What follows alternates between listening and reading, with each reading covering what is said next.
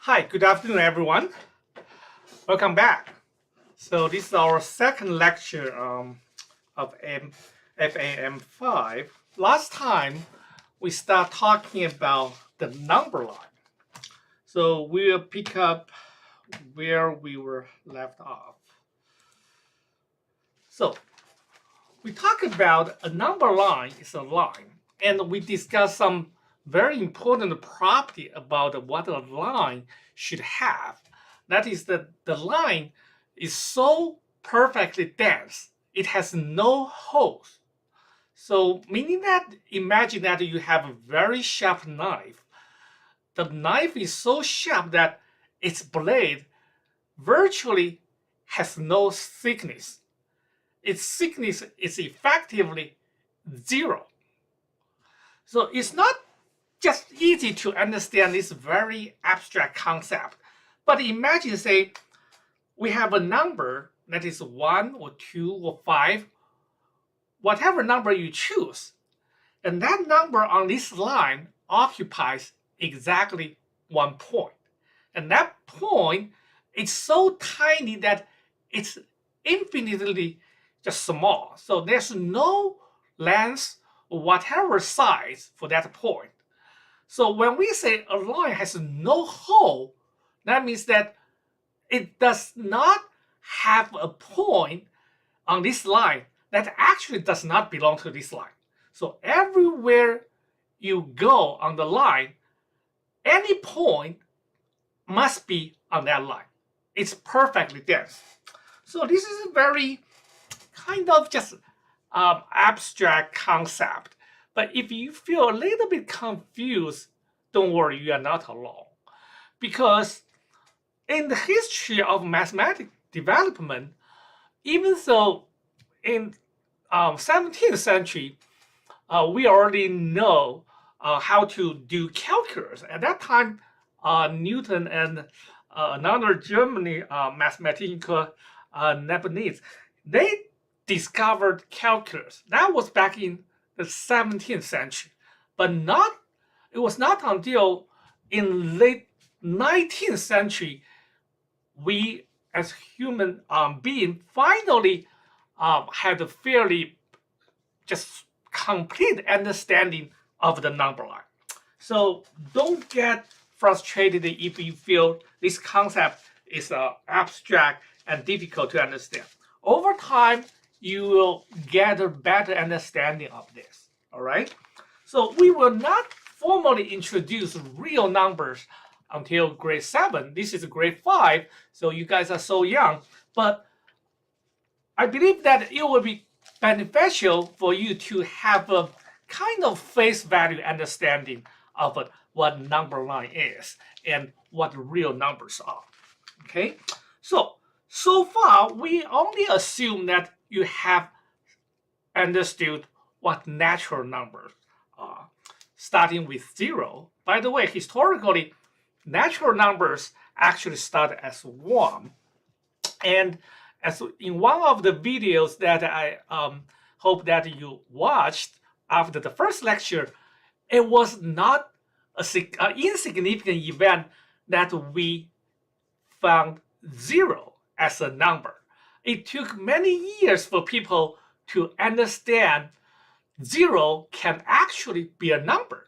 So everything that you have learned, you think that's very simple, you have taken for granted. Historically, it took a tremendous effort for people to find that. In other words, maybe what you can learn in half a year in school, it took us hundreds, if not thousands of years to understand. So in that sense, you all should feel very lucky. All right, so let's just briefly give you a roadmap of what you will study in the next several years before high school. At least here at the Free Asian Math, you will start with what you have already learned. That is natural numbers, 0, 1, 2, 3, 4. Then gradually you will learn negative integers, meaning that on this number line, if we go from 0 to the right, that's what we consider as natural numbers. They're all positive integers. Everything here on the right of 0 are called positive integers. If you imagine that at point 0 there's a mirror, you can think about all those positive non-integers will have their mirror image toward the left of 0, and those are negative integers. So -1, -2, and -3. So by mirror image, you can just intuitively understand, say, the distance between 0 and 1 is exactly the same as the distance between 0 and -1, and so on. So distance between 0 and 4 is the same as between 0 and -4. So everything on the right has a mirror image or symmetrical image on the left, and we call those integers negative integers. So there are infinitely many integers, as you can easily tell. Then in last lecture, we said that on this number line, we only mark all the integers. How about the vast space on this line we did not mark? What are those points? Well, that's what becomes interesting. First, we will learn fractions. So in general, when we say fractions, we usually say positive fractions. And that would be in those intervals between all the integers. There are many points there, right? So fractions are right there, but fractions did not occupy all those points.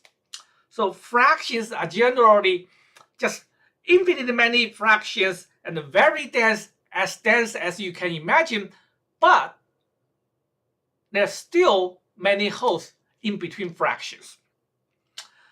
It's not difficult to imagine that all the fractions would also have their mirror image on the left.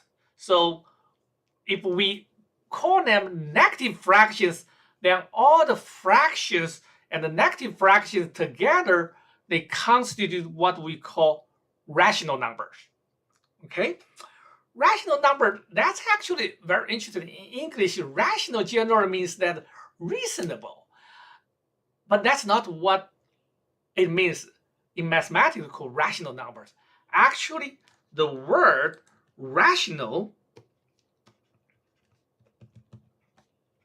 came from this portion of the spelling. And you can see that that is called ratio.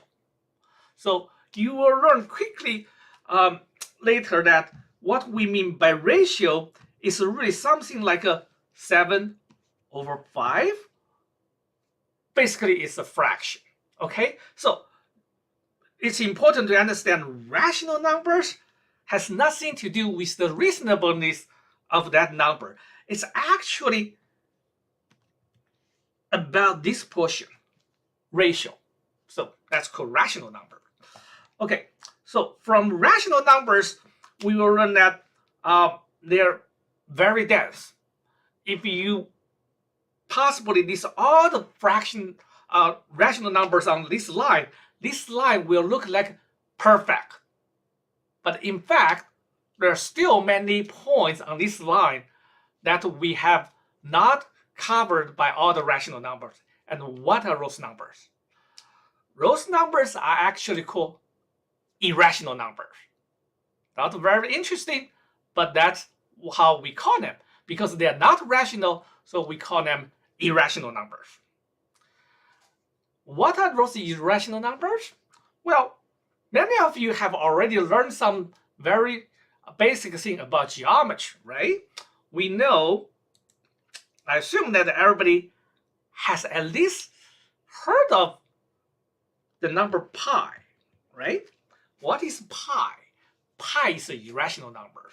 Well, we will formally study geometry in 6th grade, but what is pi? Pi is the ratio between the circumference of a circle, meaning that the length of this circle, which is a very tricky thing, because in American schools, they never gave you an accurate, mathematically accurate definition. What is the length of circle? How can you possibly measure circle in terms of length? We know length of a straight line segment. That's quite easy to understand. We can measure it, say, with any measuring tape. It's straight.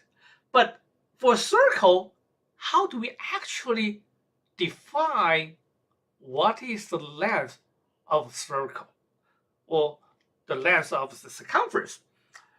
This is a very, very deep mathematical concept. So you right now, if you have learned how to measure the circumference of a circle, that's only because you were not provided with its mathematical meaning. But that's okay. So what is pi?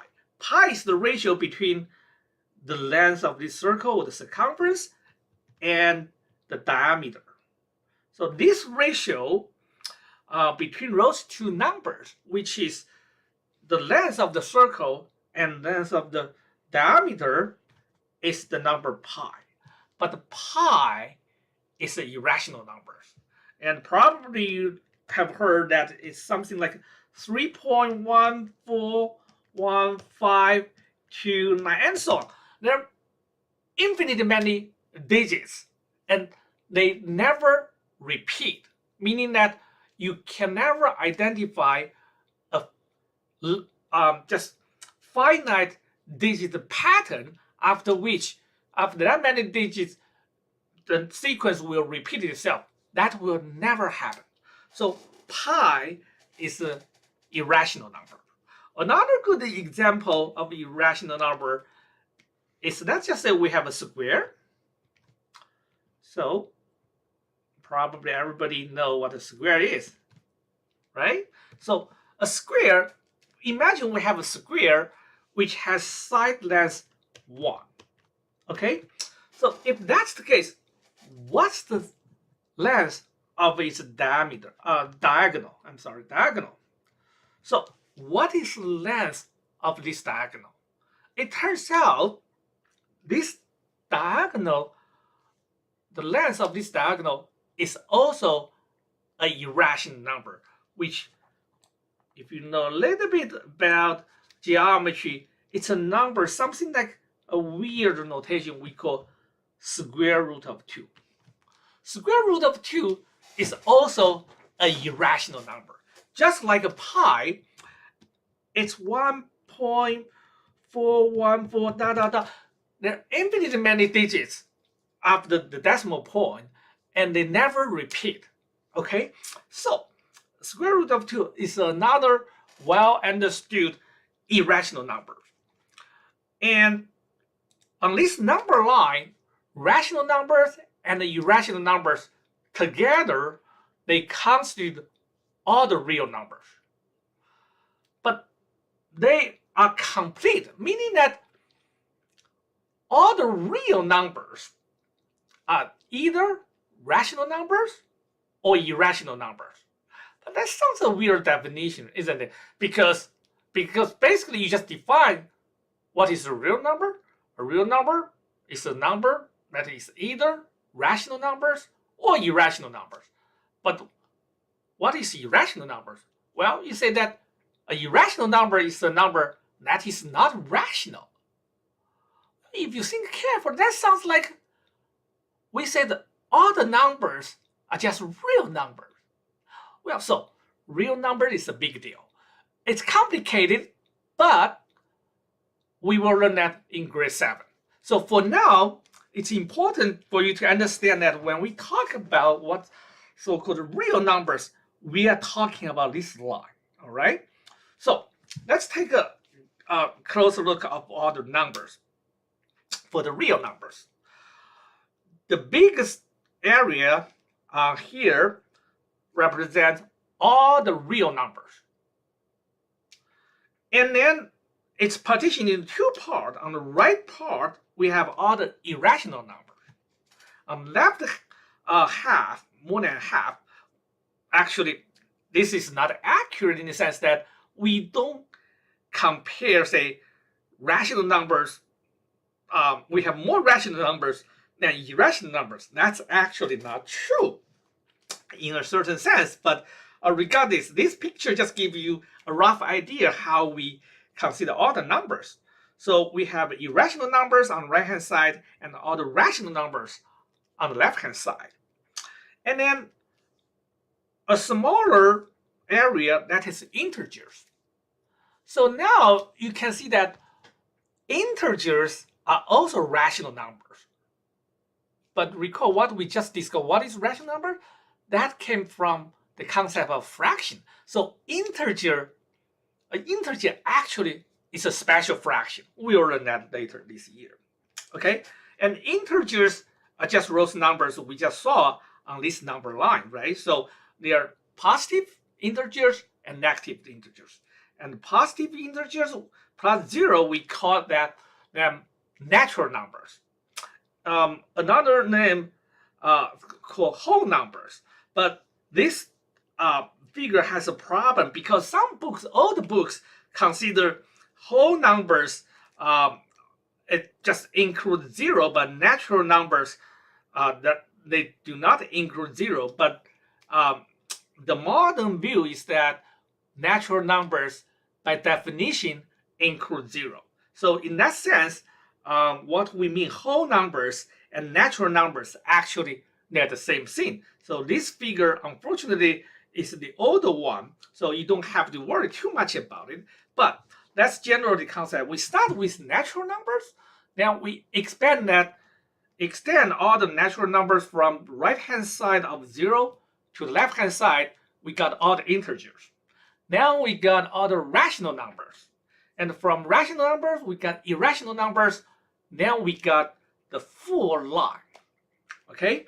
So the bottom figure in this on this slide, you can see that we have some rational numbers, actually fractions, because we are talking about all the positive fractions. You can see that those 1, 2, 3, 4, they are positive integers, but they are also special fractions. For example, 2 is 4 over 2. For those of you more advanced, you probably know this fact. 2 is just 4 over 2, which is a fraction. Okay, so you don't have to worry about too much about those things. We just want to give you a big picture so that you know where we are heading. Okay, so this is perhaps the most important thing you need to know, but you don't have to understand early on. This is a preposition. What is a preposition? Preposition is generally a statement. We either say it could be axiom or theorem. Sometimes we don't want to use those terms. We call preposition, meaning that it's a true statement. And usually this needs to be proved, but this one is so important and not easy to prove at this young age for you guys. So we stated without any proof. You just take it as true. All right. Later, to give this a rigorous proof, you probably will have wait until college. But this one is intuitively is not that difficult to understand. So what this says is that every point on the number line represents a distinct real number. So every point on that number line is a real number. And the converse is also true. Every real number can be represented by a distinct point on the number line. First of all, those two statements are not the same thing. They're actually in a relationship we call converse statement. So let me repeat this one more time for you. The first part of this proposition says that every point on that number line represents a distinct, meaning that not to be confused with any other one, a new real number. It's a unique real number. The converse, every real number. Now we reverse that relationship, right? In the first half, we talk about point, then say that point is a real number. So now we got converse. We are saying in the second half of this proposition, we say every real number can be represented by a distinct point on this number line. So what that means is that this is actually a one-to-one relationship. What we mean by that?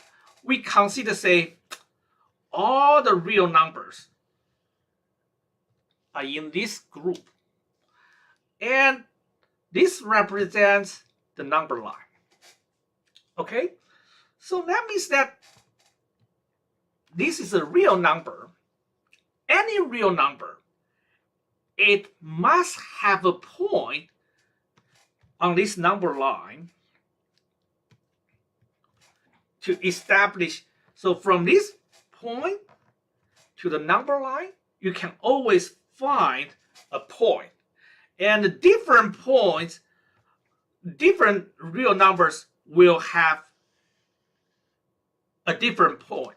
Meaning that you cannot say you have two different real numbers here. They map to exactly the same point on the line. That's not going to happen.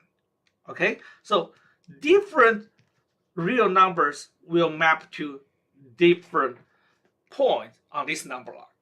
So this is the direction from this real number set to this line. But the converse is also true. That means that I pick any point here on the number line. It also has a mapping to some real number. And if I pick two different points, say this point and this point on this number line, they must map to different real numbers in this group on the left hand side. So that means we have a rigorous one-to-one mapping. So every real number corresponds to a point on this number line, and vice versa. Every point on this number line must also correspond to a real number. It's truly a one-to-one mapping. This is a very important property about real numbers and the number line, and that's exactly why we can use the number line to study all the real numbers. And we won't go that far actually for the first couple of years as a free Asian math, because we will rarely encounter irrational numbers.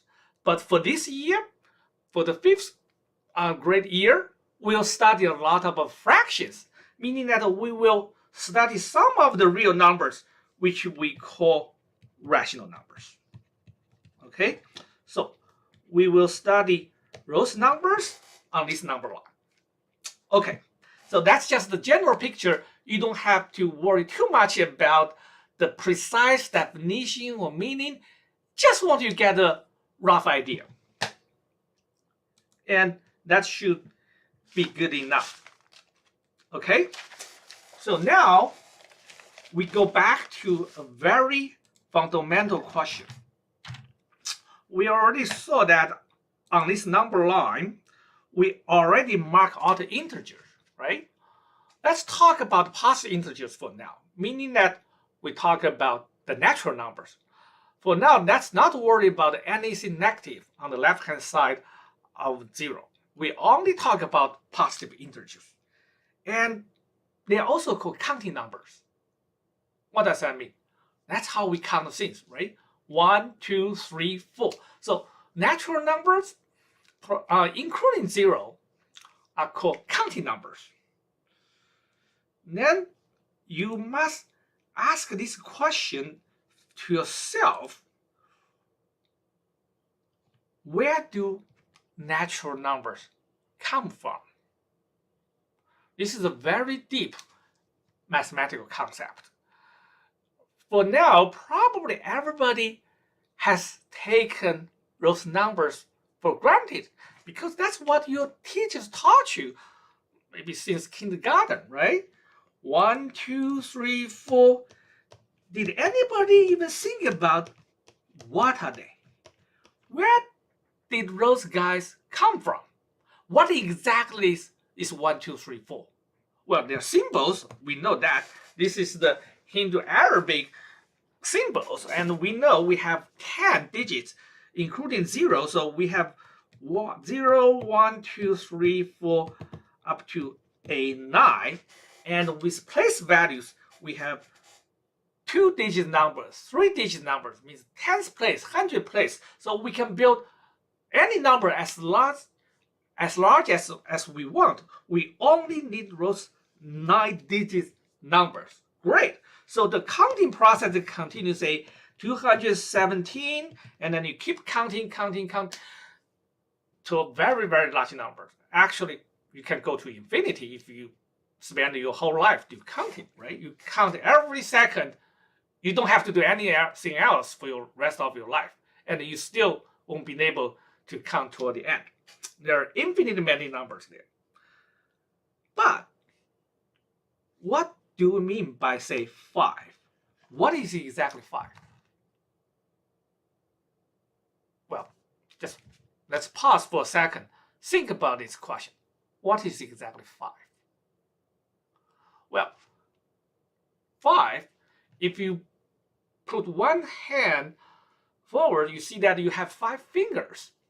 Of course, unless somehow you miss one or you have an actual one, but I don't assume that's the case. So everybody has 5 fingers in one hand. Yeah, that's 5. But this concept of 5 is only associated with some very physical thing, right? You count how many fingers you have. But what does 5 mean mathematically? Math is actually abstract. It does not have to be attached to some physical things. All right? That's another very important concept. So what exactly is 5? Well, if you think this is trivial, that's only because you have already taken this for granted for the last several years, right? This is actually a very deep question.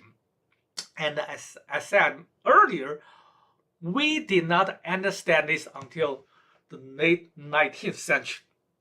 A little bit over 100 years ago, a guy called Peano, he's Italian, I believe, mathematician. He came up with an axiom system to help us understand all those numbers. So essentially, he gave a good definition of those numbers, and he only needs very small set of assumptions, which we will learn today. But this subject is actually quite challenging, and perhaps this is the most challenging concept you will learn in this year. So don't get frustrated if you feel this is kind of arcane. We will try to progress very slowly.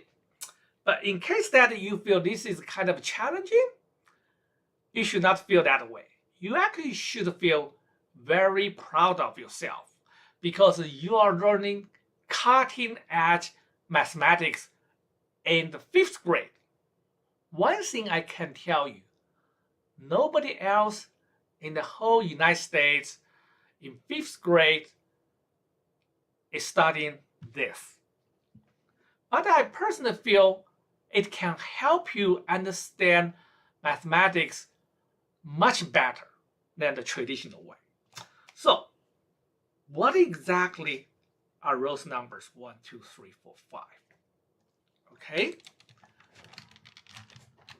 You will have to understand the whole universe of mathematics start with counting. We start with natural numbers. That's exactly what happened when you were a little kid, right? You were told to count things around you. 1, 2, 3, 4. Also, you did not understand what that means. So what is exactly 1, 2, 3, 4, 5? And let's consider this familiar arithmetic operation. This is the 5 plus 3 equals to 8. But why 8? Where does 8 come from? Well, actually, we memorize this as a fact. So in today's homework, you will actually do a lot of review, do some just multi-digit addition with the vertical addition algorithm, or that way how to do two large numbers, add them together, use vertical addition. But I want you to pay attention to one thing. When you go through that process, what you use as a fact, and that means that you have to memorize something in order to do that complicated addition. But what you do not have to memorize, just based on the vertical addition algorithm itself, you only need to memorize the procedure, but you don't have to memorize enough facts. For example, let's just say 17 plus 29, this is 46, right? Did you actually memorize 17 plus 29 as 46? You don't. Actually, 99.9, perhaps 99.99% of people, they never memorize this. But it's remarkable we can use the vertical addition to figure out the answer is 46. Even if you memorize 17 plus 29 as 46, I'm sure nobody will say memorize what this number is, right? What is this number? Did you actually memorize the result? Unless you are crazy, you won't memorize this number, the result. What you memorize is how to perform this vertical addition to get the correct result. But during that process, you still have to use some memory. So what is exactly you have memorized that enable you to perform this vertical addition? That's a very deep concept. So in today's homework, think about this question, okay? What you actually have to memorize that will enable you to perform an arbitrary vertical addition. And it's 5 plus 3 equal to 8 that you have to memorize.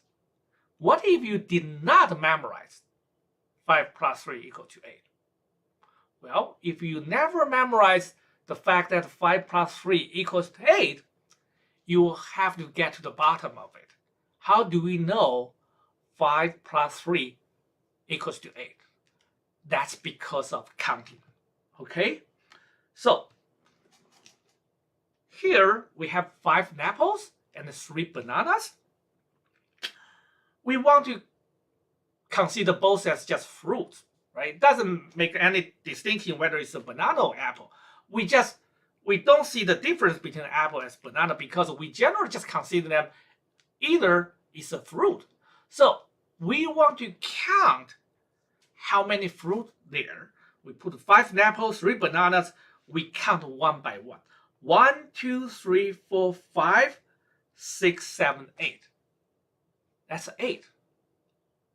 That's actually exactly how you know 5 plus 3 equals to 8. There's no other way to know this fact. It's simply just a counting result. So this brings us the earlier question. Then how do we know, say 17 plus 29 is 46? Do we need to put 17 apples there, 29 bananas there, line them up, count all of them together? Oh, that is 46. No, we don't. All you need is just to memorize a much smaller set of facts and then use this vertical addition to perform the actual addition. Why we were able to do this? Why? It's because we have this place value system. We have the Hindu Arabic decimal system. And we will have a deep run into that. So in several weeks, you will have deep understanding why all those things work. But today we work on the very first thing, which is super important. What enabled us to use the natural numbers? It's a counting process, okay? So counting gives us natural numbers. All mathematics starts with counting, starts with natural numbers. So we have a different set of those fruits. We have those apples and the bananas mixed up, not as nicely organized as in the previous figure, but now we want to do the counting part. One thing we have to agree upon when we talk about counting, we have to make sure that we agree upon what exactly we are counting. For example, if the goal is to count how many fruits are there, this is the perfect. This is the fruits we have. We don't have anything else. So we will line them up, count them one by one. But imagine you have some distraction. Other than the fruits, you also have something. You have some animals. There's a dog here, there's a cat here, there's a cow here, and you also have some cars. So when you start counting, I count the first apple, that's 1. Okay, I see a fancy car right there. Can I count that car into my counting process? Oh, the first one is the apple. The second one is that blue car. The third one is that red car. Now, perhaps those are much more expensive. Now I like a dog. The fourth one, I want to count the dog. Can you do that? Absolutely no. Why? Because your goal, your well-defined goal, is to count the fruits. You cannot deviate from that preset goal and count something else. So this is an important assumption. We have to set up or agree upon what exactly we are counting. If we count the fruits, then we cannot count the cars or the animals. However, if the counting process is defined, count all those things as objects, then you can count everything. But if your starting point is just count the fruits, you cannot count the cars or the animals. That's obvious, but we will want to make that clear. So, get away from those distractions. How do we count? Well, the counting process actually is not that difficult, but why counting process give us the natural numbers, that's not very easy to understand. So we will have to start something like a set of axioms. Well, this is really how we were able to have a rigorous definition what those numbers are. 1, 2, 3, 4, 5. What do we mean by that? But before going through this, let's think about this counting process. How do we count? We only count the fruits. We don't count cars or animals, you have to start somewhere, right? Meaning that you probably want to agree in order to count those fruits.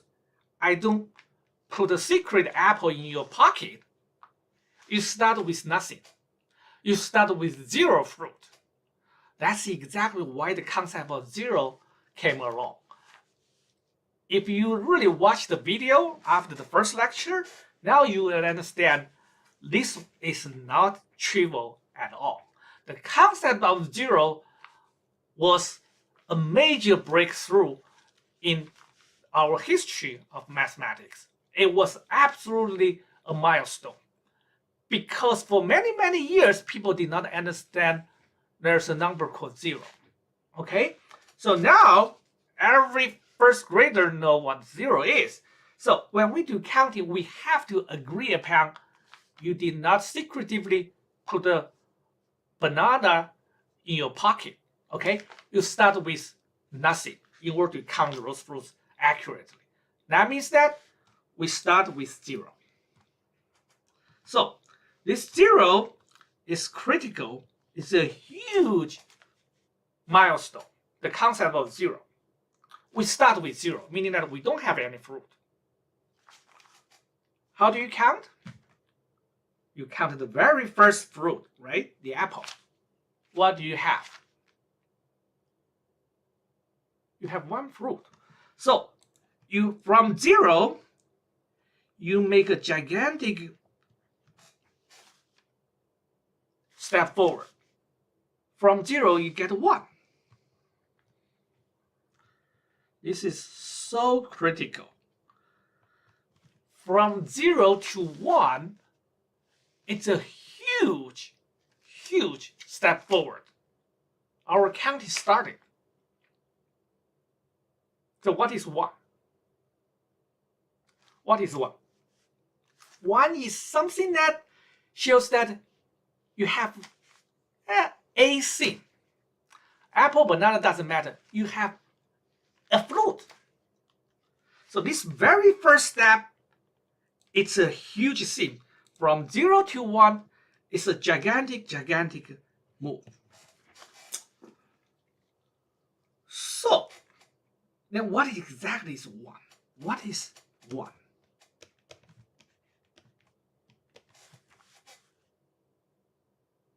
You can see that from 0 to 1 process is something like your tally increased, right? So we would associate this very step, the very first step in counting, we call it an increment operation, quote unquote, increment operation. And since it's an operation, it has some object to operate on, and that is 0. Meaning that this very counting step is an operation upon 0, which gives you 1 more. Well, that's a circular definition, but that's why exactly we want to avoid this mentioning of 1. We call it an increment operation on 0. We don't know what 1 is. And this increment operation on 0 gives you a new state or new thing that is called 1. So our 1 definition, we define 1, and this is, we use this notation, this is not equal sign. This means that it's not equal. We define 1 to be an increment from 0. So this is very significant. Without this, we won't have natural numbers. So what is 1? 1 is an increment operation upon 0. Actually, we don't have to write 1 in this way because just we have used this for hundreds of years now. Everybody agree 1 should be written this way. In fact, you can read an arbitrary symbol to represent 1. It doesn't matter. It's just something. But we deliberately avoid using this 1 until we agree what 1 is. 1 is an increment operation upon 0. Okay, this increment is some operation. Why this is so significant? Because once we have this, we can repeat this process. Think about it. Once we have 1, how do we continue to count? Well, we grab the next fruit, we got another increment, right? This time, the increment is not upon 1, but this is now upon 2. So in order to make this more explicit, we add an additional operation, but this is essentially, we define this whole thing from 0 to 1, this gigantic step forward, we define it as 0 to increment on 0. So this is nothing, but it's just for our, to conceptually make it clearer, because once we have defined 1 as an increment upon 0, this is the same thing. So this second step does not add anything new. So it's essentially a restatement of our first definition. 1 is defined as increment upon 0. So this is nothing but a convenient notation. From 0 to 1 is just from 0 to increment of 0. It's the same thing, but this is a little bit more visually clear about what we are doing. We are doing a counting step forward from 0 to 1.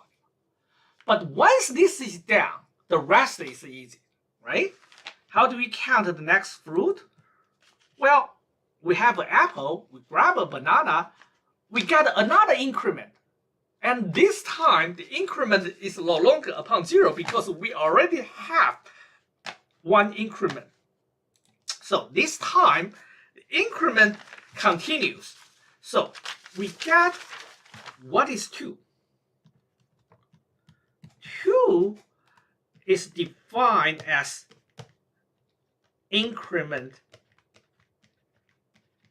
upon 1. This is, if you do computer programming, you probably would recognize that this particular way of defining numbers is actually what we call recursion. And you are exactly right. We are defining all those natural numbers in a recursive way. And that's exactly why from 0 to 1 is so important. Because once we have that step, the rest is just straightforward. What is 2? 2 is another increment upon 1. What is 3? 3 is just another increment from 2. So that way, we define the natural numbers through this recursive so-called increment operation. Okay? So that way, really, it's just one starting point, which is 0, and we define an increment operation upon 0 that gives us quote unquote that's 1, and this gigantic step really enables all the counting, and from that point on you can count to infinity. All right, so now after understanding this process, let's take a look what we need to agree upon for this system to work. Well, we list 4 properties here. There's one more, but that one needs a little bit more mathematical maturity, so we deliberately not put it there, and it won't impact your understanding. What that one is about mathematical induction, but we don't need that for you to understand how this Peano axiom system works. So we need to agree upon a few things. First one, those are axioms, meaning that you take them as true. We all agree they're so obvious, we don't need any proof. We just need to understand they are true. We take them as facts. The first one, we say that 0 is a natural number, because now we are trying to define natural number through this increment operation, the counting process. So 0 is a natural number. Why do we need that? We already explained. You have to start from somewhere, and 0 is the greatest place to start. Actually, when Peano just proposed this, he started with 1. But the modern approach is to start with 0. Mathematically, they are equivalent to each other. It's just so much more convenient today to start with 0. So 0 is a natural number. We don't ask what it is. It just states. We start with 0, representing the initial count of the counting process. So we are actually trying to define all the natural numbers through a counting process. So 0 is our initial count. We don't have anything. So you must take this as a true fact. Then the second one is what we just talked about. There exists the increment operation on any given natural numbers. So this is critical, meaning that we already assume this. This increment operation is the same thing. What that means is that when you do the counting, from nothing to apple is counting one step. That counting step is exactly the same. You go from the first one to the second one, go from the second one to the third one, and so on. Every time you do an increment, you just use the same increment operation. You cannot say, when I jump from 4 to 5, that's a different thing from 0 to 1 or from 7 to 8. That is not allowed. What this means is that every step forward, all the increment operations, even the object that they operate on, change from 0 to 1, from 1 to 2, but the increment operation itself does not change. Does that make sense? Well, probably you feel this is not that difficult, but we need to make explicit we agree on that. So there exists an increment operation on any given natural numbers, whether it's operating on 3 or 5 or 0, that increment operation itself is exactly the same. And every time this increment operation clicks, it generates a different natural number, which is next in counting to the given natural number. That means that if we now currently our count is 4, we increment 4, and we call this guy, we define this new guy, we call this is 5. Okay, that's exactly where the numbers came from under this system. So where does 5 come from? 5 came from 4, and 4 came from 3, and so on. But every step is increment is exactly the same thing. So with this increment operation, no natural numbers can have 0 as its next in counting natural number. What this third one means is a little bit, you need to think about this. This probably needs some explanation because it's not very intuitive. We know from 0 to 1 to 2 to 3 to 4 and so on, right? You can go to infinity, you continue. But what this says is that no natural number can have 0 as its next in counting.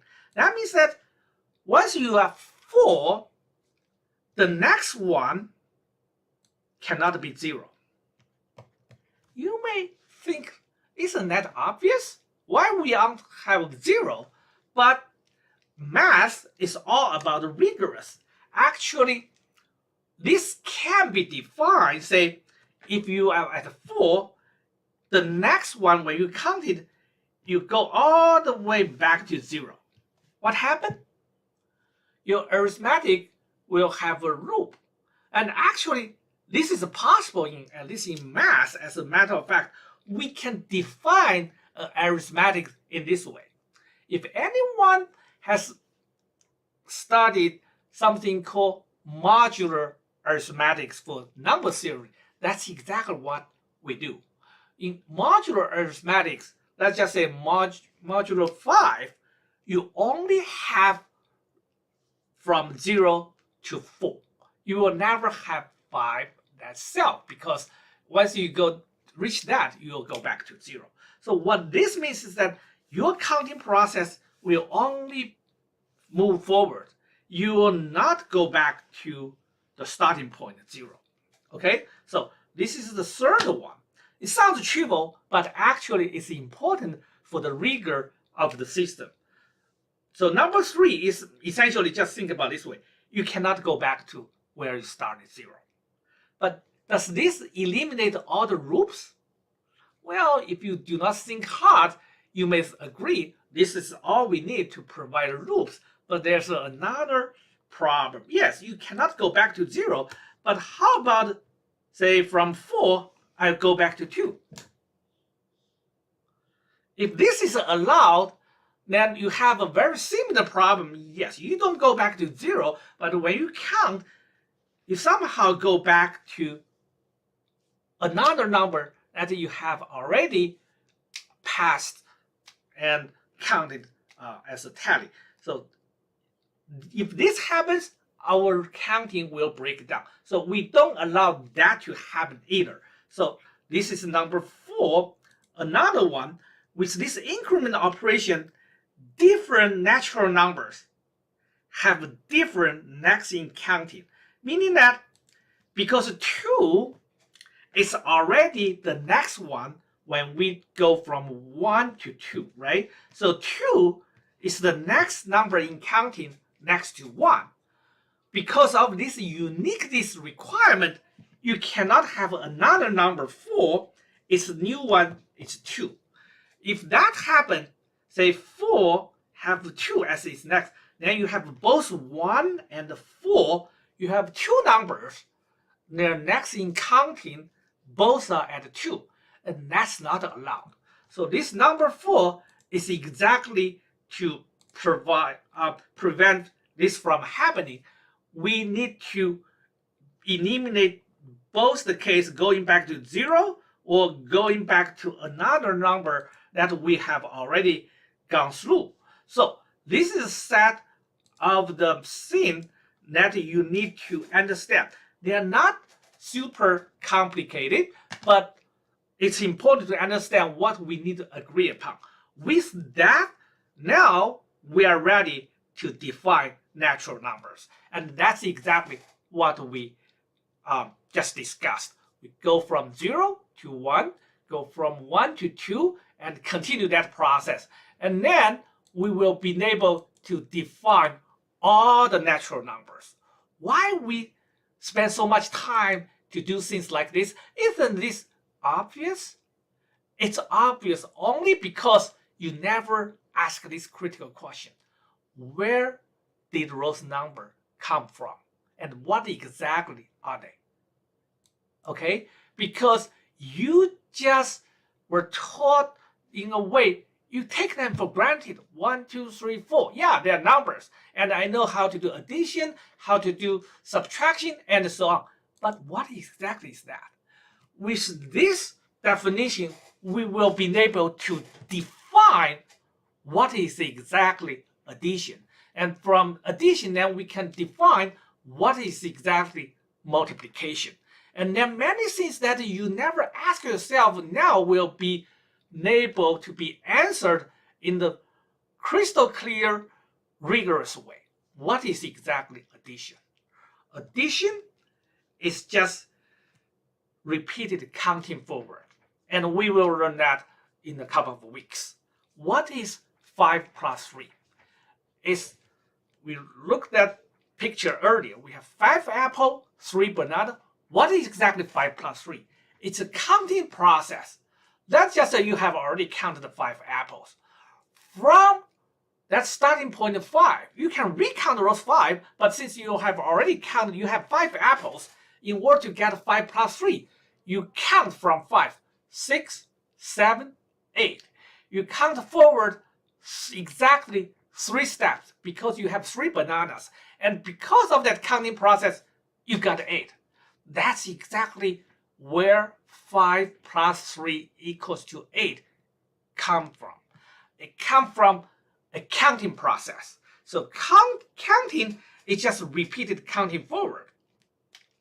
Now we know, with this understanding, now we understand how and why we mark our number line with the integers.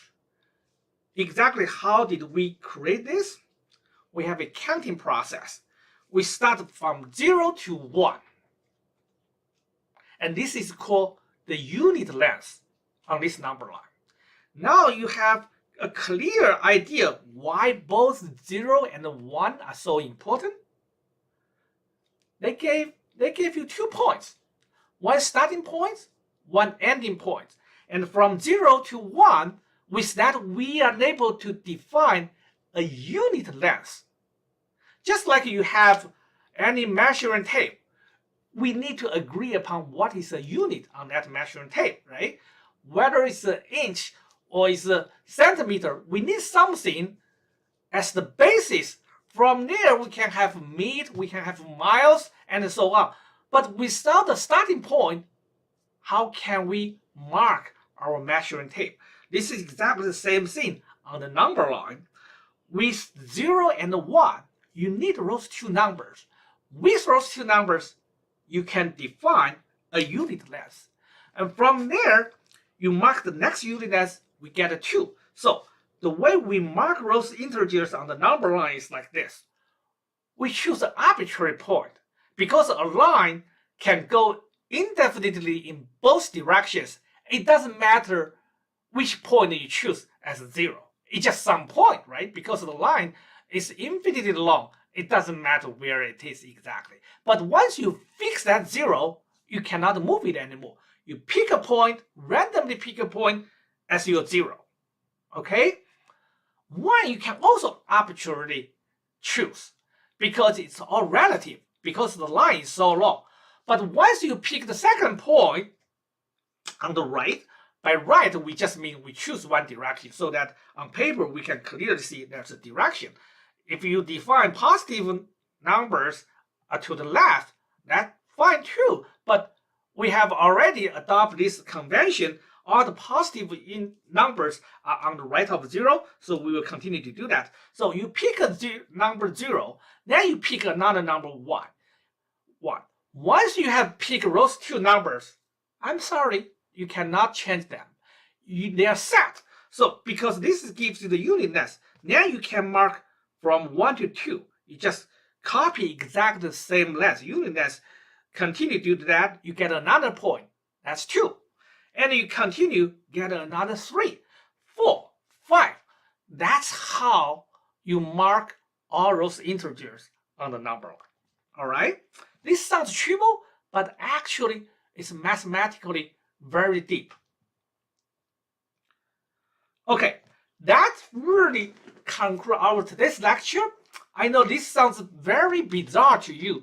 Why we spend so much time to discuss something that you saw that you knew 4 or 5 years ago? 1, 2, 3, 4, right? Because we need a very rigorous agreement what exactly they are. Without that, you cannot understand what addition really is. Without that, you cannot understand what multiplication really is. And now we are ready to study what they are. Essentially, we will revisit what you learned from K to grade 4, all those arithmetic operations, but now we are learning from a very advanced just concept perspective. Before, you just took them for granted. Now we will explain how they work under the modern mathematical framework. Okay, welcome to Rigorous Math. I will give you the homework solution for the first set of homework problems shortly. And you will get 2 more videos to watch, and you get a new set of homework. We will have homework after every lecture, and it's super important to spend time on that. All right, in math, there's no shortcut, but everybody can become a great mathematical students. You may not become a mathematician, and you don't have to, but it's important to be a good math student. I'll see you next time. Oh, by the way, tomorrow, Saturday, same time, same channel, we have some enrichment seminar. It's optional.